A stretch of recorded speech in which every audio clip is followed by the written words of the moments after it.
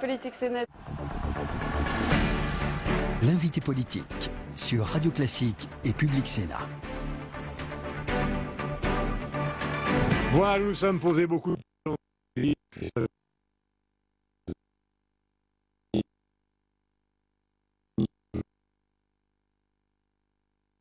Qui n'est quand même pas hostile au pouvoir en place, dit que ce voyage à Alger est un voyage finalement un peu décevant. Donc que se passe-t-il, puisqu'on fait le bilan, tout à l'heure on l'a fait Guillaume Tabar, que se passe-t-il à l'Élysée d'après vous? Comment vous interprétez à la fois la tranquillité affichée de François Hollande et en même temps l'absence de cap? Je ne crois pas qu'il y ait l'absence de cap. Le cap, c'est de redresser les finances publiques. C'est l'élément le plus important. Parce qu'on ne peut rien faire si nous sommes dans les déficits tels que nous les connaissons. D'ailleurs, les marchés financiers n'ont pas sanctionné la France ces derniers temps, bien au contraire. Après, c'est de faire un certain nombre de réformes de structure pour être là quand la croissance viendra, essayer d'aider, voir la situation telle qu'elle est atone aujourd'hui. Donc voilà le cap. Après, plus tard, c'est d'essayer de mettre en place une nouvelle France qui ne soit pas celle que nous avons connue avant la crise, avec des réformes qui sont des réformes de société et puis même des réformes économiques et sociales. Vous dites la priorité des priorités, c'est de réduire les déficits publics, ce qui est d'ailleurs tout à fait honorable. Le problème, c'est que beaucoup de gens qui ont voté à gauche, c'est pas du tout ça. C'était pas du tout l'objectif au fond d'une présidence de gauche. Bien sûr, mais il faut pas mettre la charrue avant les bœufs. C'est-à-dire que si on veut avoir une France plus juste, plus fiable, plus écologiste, il faut absolument assainir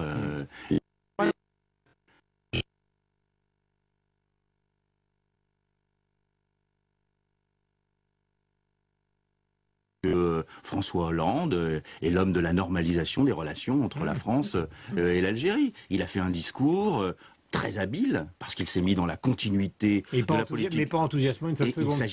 Il s'agissait pas d'être mais non, mais il s'agit pas de Gaulle, c'est pas Villepin à l'ONU. Mais écoutez, il s'agissait pas d'enthousiasmer les éditorialistes de Libération qui voulaient que l'on condamne. Libération, on parle qu'on condamne des grands discours de la politique en France. Mais je pense que c'est un grand discours. Je pense que c'est un grand discours parce qu'il a réussi à reconnaître ce qu'a fait la France, ce que fit la France en Algérie, sans pour autant être dans la repentance. Il a inventé la reconnaissance. Et je pense que c'est un grand discours. Mais évidemment, ça dépend de ce que l'on cherche.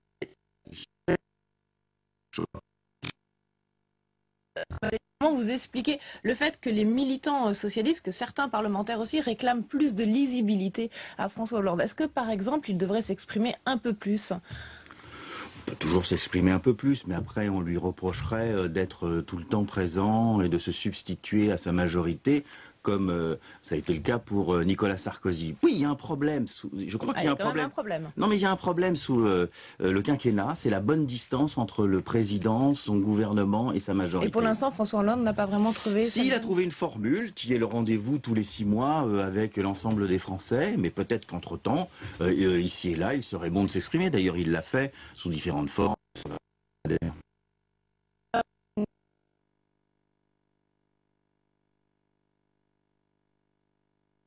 Une stagnation annoncée.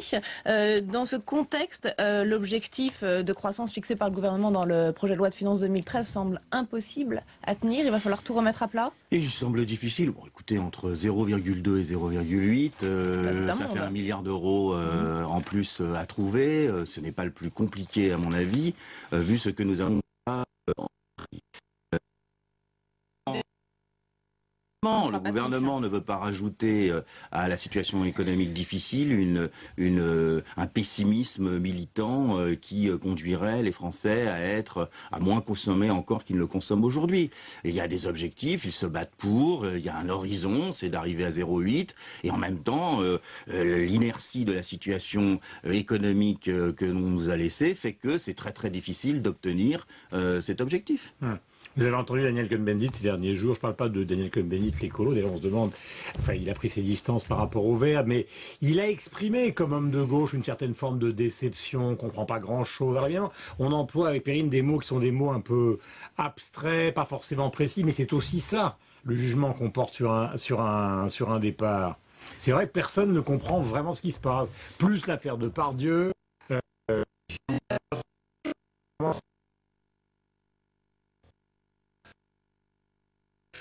Une affaire symbolique, mais parce que à partir de 80%, c'est vrai que ça devient confiscatoire. On ne sait même pas si ça ne va pas être toqué par le Conseil constitutionnel. Donc tout ça concourt, pardon de cette question, mais tout ça concourt au flou.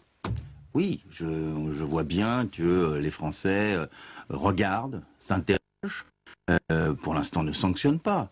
Et ils veulent voir si notre politique, qui vise encore une fois à réduire les déficits, débouchera sur une autre politique économique et sociale.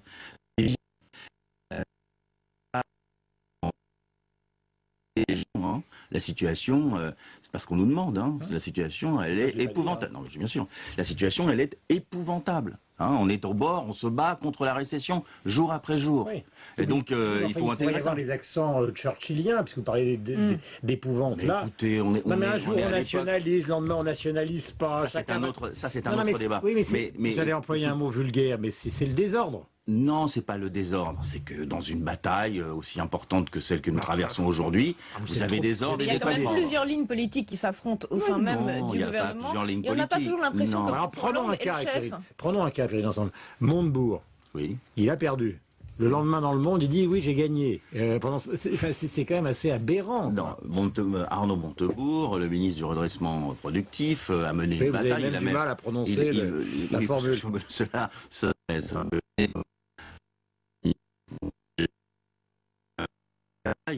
Qui était gagnante. Mais qui est perdue. Elle est symboliquement perdue, ouais. Mais pratiquement gagnée. C'est ça la contradiction. C'est pas le contraire. Pratiquement gagné et symboliquement perdu. Écoutez, aujourd'hui, qu'est-ce qu'on constate? On constate que les salariés sont sur place et le site n'est pas démantelé. Mais à partir du moment où tout le monde s'est embarqué sur la question des nationalisations temporaires, on a perdu de vue que l'élément central était celui de maintenir l'emploi et on a voulu cette mesure symbolique des nationalisations temporaires. Bon ben voilà, c'est un problème qui est un problème de communication. Mais quel gouvernement n'en a pas? Tous les gouvernements. Regardez dans d'autres pays aujourd'hui, c'est parce que la situation est extrêmement difficile et aussi parce que nous sommes sous le quinquennat et dans le quinquennat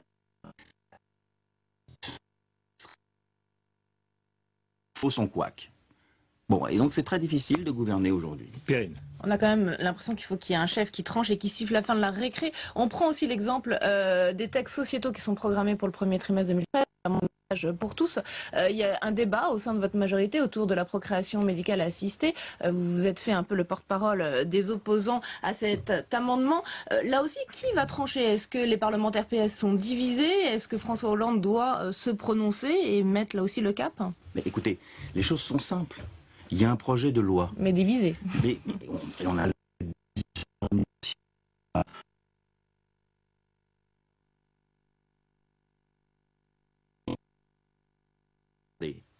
Vous avez un texte. Ce texte est le texte gouvernemental.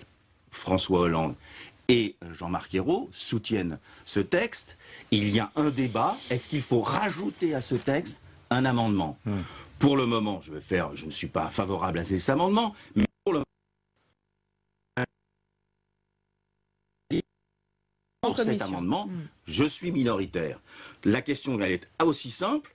C'est est-ce que le gouvernement accepte cet amendement dans ce texte ou dans un autre texte? Mais le gouvernement lui-même est divisé entre Christiane Taubira et Nick Bertinotti. Elles n'ont pas vraiment la même position. Mais écoutez, sur un problème aussi important qui touche à l'organisation humaine, à la société, vous ne croyez pas que c'est anormal? Vous croyez que c'est anormal d'être divisé? On est divisé, on s'interroge. Je crois qu'il faut un peu de temps, qu'il faut réfléchir. Je trouve qu'on va un peu trop vite et que ça mérite mieux qu'un amendement. Mais justement, on est en plein au cœur du sujet. Imaginez par exemple qu'Obama, sur l'affaire des armes, demande à sa majorité plus les difficultés.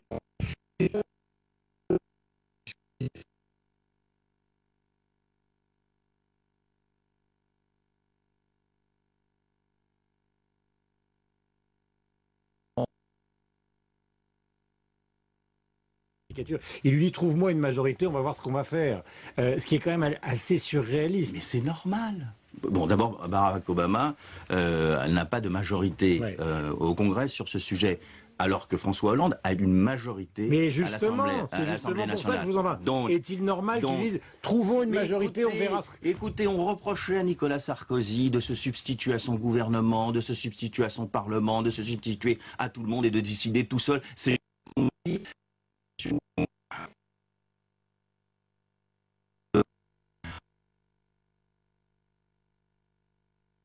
un dialogue avec sa majorité et sur un certain nombre de sujets, il nous laisse la possibilité de discuter. Franchement, je vois pas où est le problème.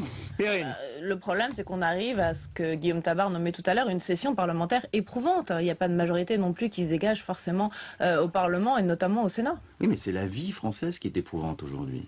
Parce que les difficultés nous assaillent. C'est pas Est-ce que le rôle un long des fleuve. politiques n'est pas justement d'essayer d'arranger les choses? Eh bien, c'est ce qu'on essaye de faire. On le fait dans un débat et dans un dialogue, dans une confrontation d'idées.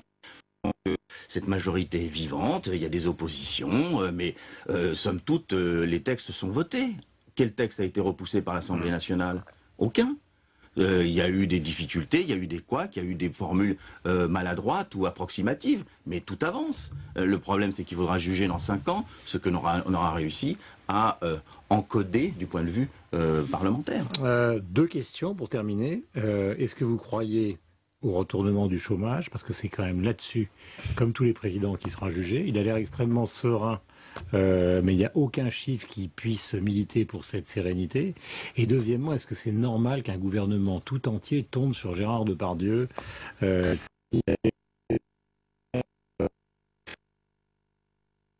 Varennes? Est-ce qu'ils n'ont pas manqué de maturité par rapport à ça? Non, d'abord, sur la question du chômage, parce que c'est quand même la question essentielle. C'est pour ça que je vous la pose. Oui, je pense que l'année qui va venir ne sera pas une année de redressement des chiffres du chômage. Mais c'est pour permettre, dans l'année suivante, en 2014, d'avoir un retour de la croissance et des conditions qui permettent à notre pays de repartir de l'avant. Sur Depardieu, personne ne pouvait applaudir le fait qu'il s'en aille à l'étranger. Oui. Après, il y a eu des formules qui ont été parfois maladroites, évidemment, mais personne ne pouvait le faire. Et puis, c'est Depardieu.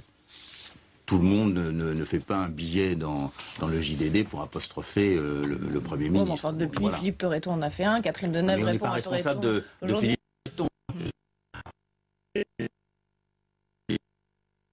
Finalement, pour un Il est dispositif élu. fiscal qui va finir par être non accepté par le Conseil constitutionnel, probablement. Écoutez, il y a 1 500 000 Français Donc, en fait, qui vous auriez paient pu pas vous d'impôts en France. Quand vous êtes dans une situation où vous êtes à chercher quelques centaines de millions Donc pour la aider la fiscalité sidérurgie, via la nation, vous êtes pour, comme le... bah c'est un vrai sujet. Il faut Comme il les faut Américains voter. et comme Cahuzac le suggère. Oui, comme Cahuzac le suggère, oui.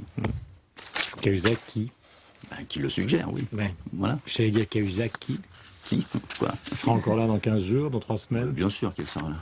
Merci Perrine, merci donc à vous, Merci. donc Jean-Christophe Cambadélis, d'être venu, et puis bonne fête de Noël et bonne journée. Vous aussi.